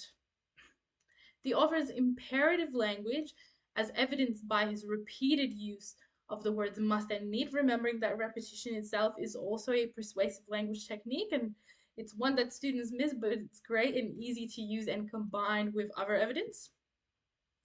Use of the words must and need create a sense of urgency surrounding the public response to gang violence. This encourages readers to support his call for decisive action in the form of stricter penalties for those involved in violent acts. The author seeks to depict gang members as brawling, marauding mobs, engendering readers' disgust and contempt. In this sense, O'Malley seeks to elicit feelings of antipathy towards gang members so that the audience are more inclined to support harsher punitive measures. We can see what's really good about this response. There is amazing use of meta language. It's very fluent. It's very correct. In terms of the link between the intended effect and how it supports the argument is very, very, very clear. It's very concise. So the quotes are very, very short. We want our quotes to be under 5 words anyway. And what is chosen is very relevant. The analysis is deep, looking at our why points. The language is very, very elevated. For example, it seeks to elicit feelings of antipathy. So you know how apathy means we don't care about something. So the word antipathy means instead of not caring about something, we really dislike something or we have a lot of contempt or hatred towards something. So here, the gang members. Harsher punitive measures. Really good use of writer does words as well. Create, encourages, support, call for action hinted at there, but not fully stated, but your examiner would get that. Depict, engendering, seeks to elicit, um, and support, and those are great effective use of meta language for verbs, and what the author is trying to do. Something to aim for. You know, you can get to this level of writing through practice. You have the rest of the year to get to this level. Now, with analyzing argument, we need to have a chat about visual analysis. We need to be looking for the links between our written and our visual material, so our embedded photographs or pictures, and find a gateway.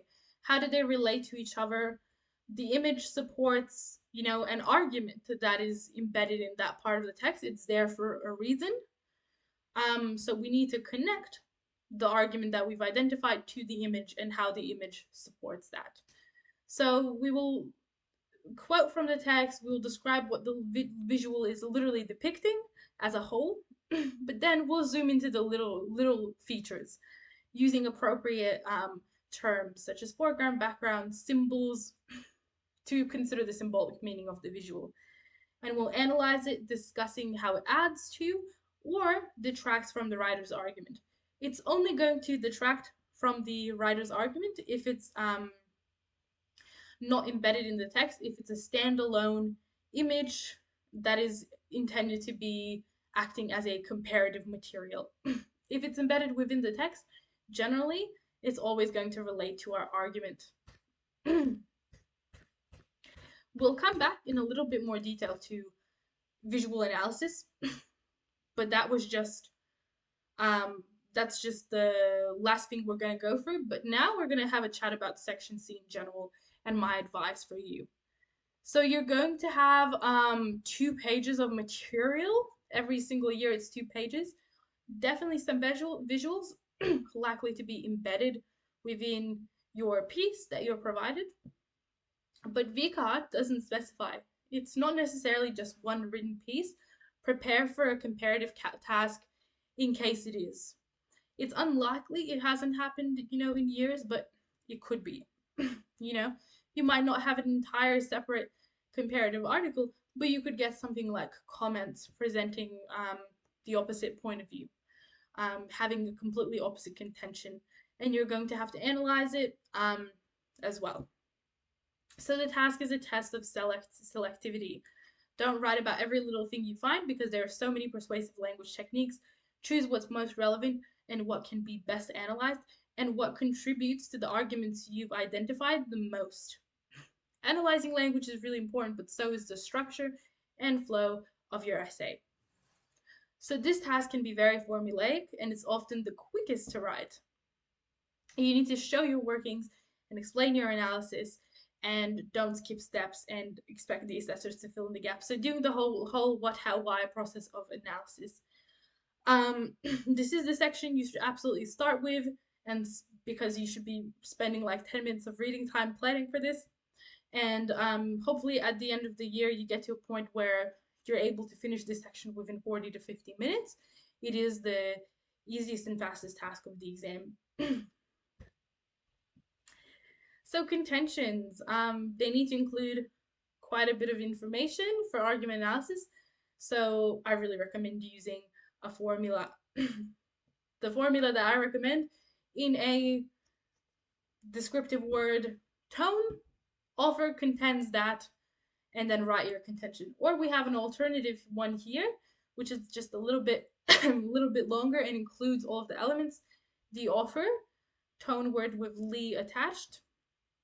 So, for example, sarcastically contends that the issue is a beautiful word, an adjective, hopefully for good or bad, because this is how they justify their view, and therefore offer some kind of solution or action they want to be taken.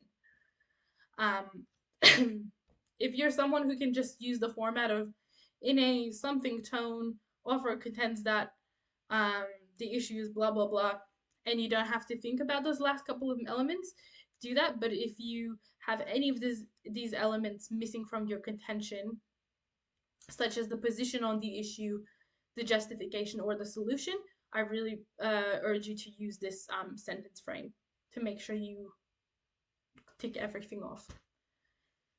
Looking at an example of how we can plan for the contention. A lot of us are feeling alone this season, even though the loneliness was supposed to end last spring. That variant after variant after variant insists on barging in to interrupt our return to normal, engenders a sense of defeat and exhaustion. About a year ago, pandemic burnout entered our vocabularies, and now we've stumbled upon the consummate burnout game. Togetherness and solitude is what we've been after throughout this crisis. What we're looking for in our video calls or group chats, our cookbook clubs, and our viral debates over the last minute mini-series or movie we watched, not because it looked good, but because everyone else was watching. Wordle allows us to win a bit of that togetherness every day, which hopefully brings our lonely hearts a bit of peace. Great ad. Very appealing. So the issue is obviously pandemic loneliness, referring back to COVID-19. The issue is described as bad. Why? Because it's been long lasting and seemingly never ending. We can also talk about how it's clearly hinting that people are very isolated and lonely. And what is the offer's goal? To bring us together through Wordle, to get more users to jump on Wordle. Um, and obviously, it's a promotional advertisement. So, writing a contention using a contention flowchart, this includes all of the 5 steps. What's the issue? Does the author think the issue is good or bad? The vocab to describe that. What are the implications and what the author wants us to do, what their goal is. Very short, easy, and concise. Molly Roberts contends that pandemic loneliness, our issue, is taking its toll on the populace, clearly stating that it's bad, as she suggests that it can be positively curbed by the sense of togetherness with activities such as Wordle Foster. So it clearly identified the issue as the pandemic loneliness, that it was bad, used the word to describe it, and stated that instead they should be utilizing this application to bring them closer together. So here's our contention and how we can go through the entire process and plan a really good contention. Now, if you adopt this method and you practice it, this will, after you have an idea in your head, this will take you less than a minute to do. So I really recommend it. But ultimately, your task in section C is to analyze how the language, both visual and written, is used, how these specific authorial choices shape meaning and argument, and so as to position the audience in a particular way for a particular reason. The way in which it tries to position refers to our how in our what, how, why process of analysis, and the reason is the contribution it's making to how it goes to contribute to the author's argument, and that's our why. So you can see if you use the process, you are going to tick off everything that Vika wants you to do. Here's our structure. We need an introduction. An introduction should start with some contextual information, lead into our contention, our tone, which we can include as part of our contention sentence. So we do need an adjective describing the overall tone. Should identify the audience and the purpose of the piece, which is also referring to what is the goal, what are they trying to do, or what solution they're trying to offer. Some other things that have to be in here. We need our text type, so the form. Is it a blog post? Is it an article? Is it something else? We need to identify the text type, the details of the publication, so the author's name, the title, where it was published, so say a website or a magazine, and the date that it was published. So overall, it's I think 8 elements that I've listed here that all introductions should have. If you miss anything, please do not miss context, contention, tone, or audience, because they're pretty key ideas that really need to be your intro. Try to remember all of them and practice incorporating all of them. So now our body paragraphs need to be idea-based, argument-based. And we cannot forget authorial intent and the reader. For example, it is Day's very suggestion of the power of ink that she urges readers of the Street Beat to observe the significance of tattoos, namely for their symbols of pain and suffering. We've talked through this. We know what to do. Topic sentence, and then what, how, why, what, how, why, what, how, why, over and over again. And then a final linking sentence again back to the ultimate authorial intent or effect on the reader for that body paragraph relating to our topic sentence, relating to our argument. So, overarching authorial intent or intended effect statement, or both. Probably stick to one. Now, that introduction formula, here are all the things I mentioned we need to have, and we can follow it in this order. So we can go background information, so introducing the context about the issue, citing the text, date, publisher, text type, author, stating the tone and the contention in one sentence. We can add our purpose in here as well if it fits, and the target audience. For audience, just ask yourself, who would have a vested interest in the issue? We don't want you ever saying it's for Australian audience, the general public, blah, blah, blah. You need to make it more specific. Is there a particular age group involved? Is it targeting millennials? Is it targeting progressive audiences? Think what's appropriate. Who are the people of influence? Questions to help you identify audience. And if relevant, and it is a comparative task, so you have another article or a standalone visual or comments or something, you may mention the other articles and visuals, but then it has to be a standalone piece separated from the article. Alternatively, instead of doing a combined comparative style introduction, you can include this information again after you've analyzed your main article, your main text. You can write another introduction and talk about then the comparative material there. So, assuming this is a comparative task, we'll try to have 2 times body paragraphs on the biggest article, our main article. A link to an image when we're analyzing images must be in a bigger paragraph. If they're embedded in the text, we will never discuss the image devoting an entire body paragraph to the image. It should be in one body paragraph that has an argument. So it will be embedded along with other textual evidence relevant for that argument. So we see it should look like this. Our topic sentence or argument, evidence and explanation of quotes, leading into the how, leading into the why, analysis of textual evidence, the connection of evidence with an image. So find links between the evidence and how the image adds to that. Then we do the what, how, why process for the image in relation to the argument. And then we connect to the argument or the ultimate intended effect in our linking sentence. And then we'll also have one body paragraph as comparison for our other article, comments, whatever material we've been given as comparative material. And for each discussion of the second article, the smaller one, we'll try to make a small link to the main article. For example, how does author 1 argue something about the idea and what is the intended effect on the audience, compared to author 2 and what they have argued. And we'll also discuss, if hopefully we can find this, what is different in terms of authorial intent or argument of the author or intended effect on the reader, or all of these. They will have different intended effects you can find. They will have different authorial intent. And unless they completely agree with each other and, the comparative material is just agreeing with what the author is saying, they will have different arguments and contentions. It depends on whether they're more different or similar, which point of view they're expressing. And then we have like one mini body paragraph, sort of a conclusion. You can call this a conclusion if you'd like, that looks at the final persuasive techniques or arguments of both pieces. Rather than just writing a conclusion after we've talked about the comparative material, it's good if you have this sort of short body paragraph before your conclusion. And it's a very comparative body paragraph. So let's look at this example and how it compares the two pieces. Upon conclusion of The Power of Ink, Day returns to the discrepancy between modern and traditional tattooing and their symbolism.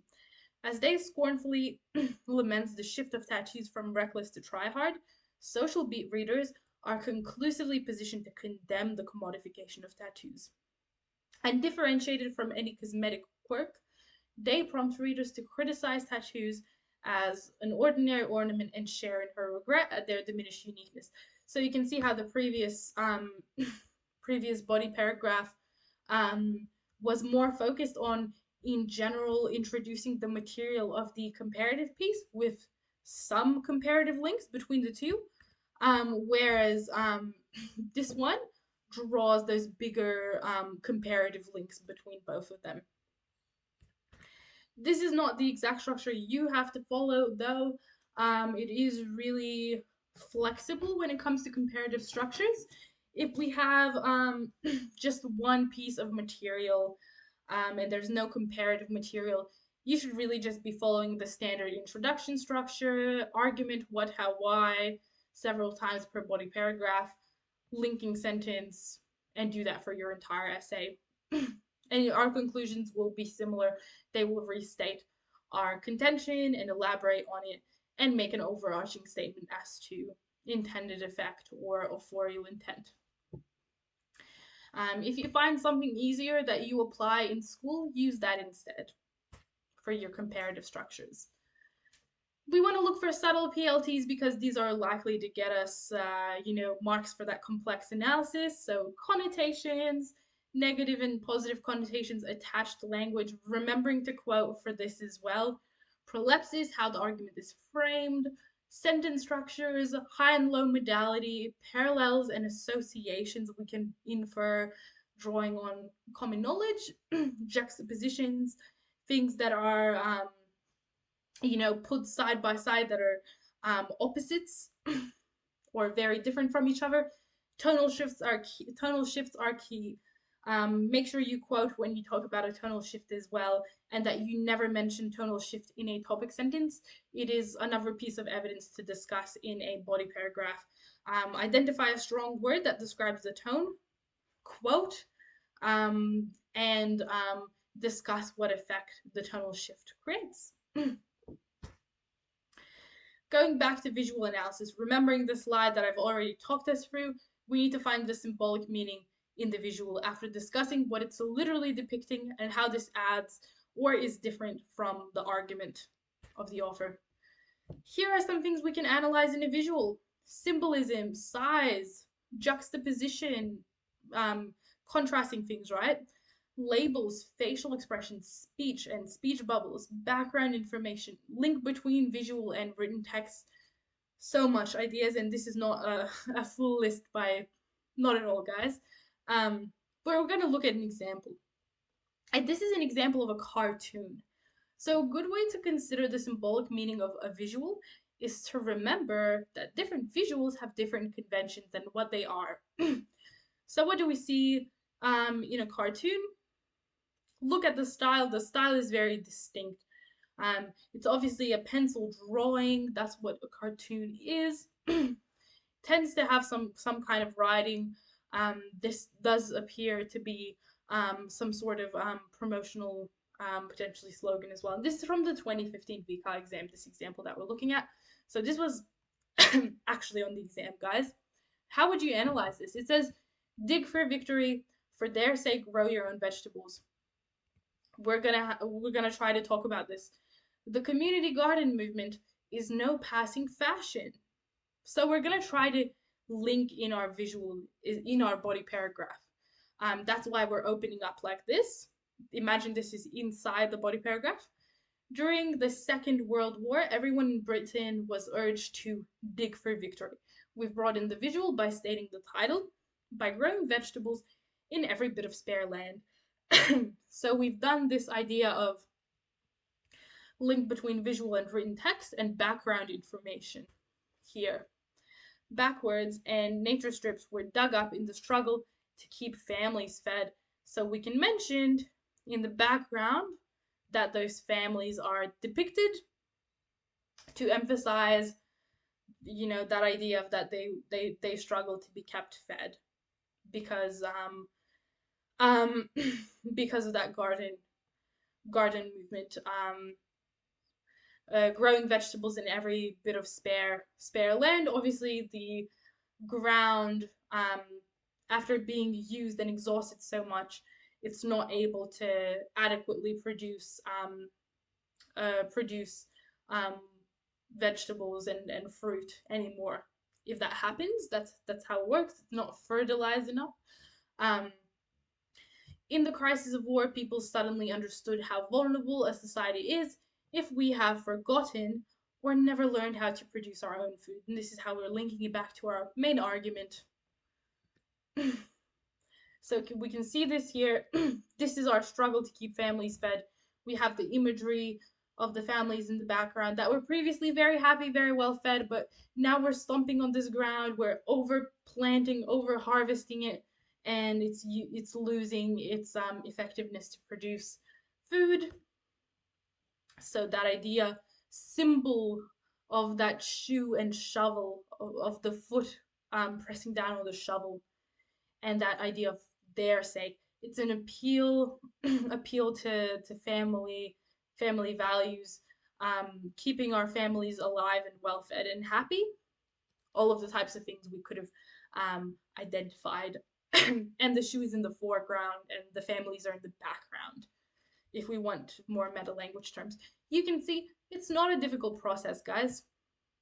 So here we can see those ideas: patriotism, children present, family values, appeal to family values. The boot on the shovel signifies or symbolizes strength and hard work for their sake, referring to the vulnerability of children and their reliance on others' contribution and hard work. They need to be taken care of. We need to be part of this garden movement to help to ensure that we can support the children which are vulnerable. So overall, section C, we're pretty much finished. The summary is that it's going to be one article with at least one visual, and it may have comments as well that are going to be your comparative aspect. It's going to be about 2 pages. You should write about 750 words. It's going to be shorter than your other essays, shorter body paragraphs as well, most likely, quick and fast, easy flow of writing. Once you have enough practice, it will get easier, I promise. But the criteria we already had a chat about. You can see it repeated here. And generally, because it's so formulaic and we can just do what, how, why, what, how, why. If we're used to the process, we can do it just like that, and it's going to be so quick and easy to do. Very formulaic. Instead of using our inappropriate, informal slash vague terms show, says, makes, here is a huge list of different writer does words we can use, guys, different verbs we can use. If you would like, draw on this list, define any if they are confusing to you, or ask me in the chat as we're going through to define any, and put this in your notes. Common mistakes in this section: analysis that lists techniques, try to avoid that. Empty analysis that's just textbook phrases or definitions describing general effects of PLTs rather than injecting relevance and specificity by considering the material in light of the issue, argument, and audience, and making this analysis and the intended effect very specific to the material you've been given. Paraphrasing what the author is saying rather than actually saying what the author is doing, how their language is being used, and why. And to avoid all of these, we just need to link back every piece of evidence to argument and contention, and following that what, how, why method that we've introduced. Now here, want to have a chat about what we can do beyond practice essays for section C. Huge one, working on our vocabulary. Create notes and banks and study PLTs and language devices, verbs to describe what the author is doing, words to describe tone, words to describe intended effect, and words to avoid. You've pretty much gotten all of that from this lesson. So spend a lot of time studying and working with this material, and you should be all set. You might need some extra work outside of this. Maybe yes, maybe no. Lists of do's and don'ts. Use feedback you've accumulated from throughout the year. Try to rewrite body paragraphs, rewrite essays. Keep a note of all the feedback you've received and constantly work to improve. Look at the examiner's reports, review criteria and their advice, and review exemplar high scoring responses, and complete close analysis exercises. Choose a short article or comment and just write a body paragraph or two. Practice writing introductions as well if you struggle with them or you fail to include some of the elements that we've listed. There's 8 elements, so it's quite a lot. Um, Even practicing writing contentions can be very useful, or practicing planning time, using your planning your time, giving yourself 10 minutes to come up with contention, evidence that I want to use, and free arguments. Now, we're finished with section C, guys. These are just some, we're going to go through quickly some general advice I have for you for English. Annotate your text. Active reading and annotating your text. As you read, think that everything you read or watch has been deliberately constructed by the author for a particular purpose. So question the necessity of everything. Ask yourself why. It helps to prevent summary. It will differentiate you from the rest of the state, which is really important for doing well this year. You will be set for your analysis and you will find it very, very easy and have a lot of ideas and positions on your text. So look for important moments of plot, vocabulary that you don't understand, unique evidence for characters and character development, connecting your writing to views and values of the author, and literary devices so that you have that range of evidence and you're also prepared for structural prompts. And then have notes or annotations or both and quotes organized by different themes, ideas, and characters relevant to your text so that you're organized and on top of all of them. You are prepared for anything on the exam, any type of prompt. Same for your SACs. You have a range of evidence. And you won't have to memorize and rote learn all of your quotes if you're prepared and you do this early enough in the year. And then you have those resources that you can work with.